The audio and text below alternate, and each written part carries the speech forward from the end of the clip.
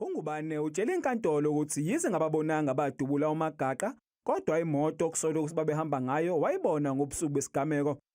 Wena ufaka ukukhomba ukuthi ke le moto uyibona ngabo 6:06 ngalobusuku uhleli emotweni kaMufi kwihlale sengaphambili sepassenger. Yebo untana.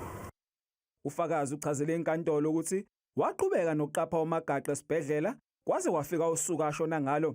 Ube sebuzwa ngomunye uzwakabo ayiqapha naye ukuthiwa wayengasebenzi ngosuku lesigameko ukuthi akumsolisanga yini ungamboni ezobheka uMagaqa esibhedlela ekubeni ube ngumqaphi wakhe.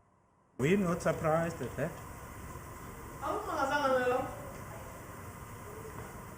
Akungimangazanga ngoba uma ukuthi uyasebenza la usebenza khona uma ukuthi mhlawumbe awugcuthisekile uthola kwenye indawo uyamuva kwangeke ungisurprise ukuthi uyafika noma kafiki.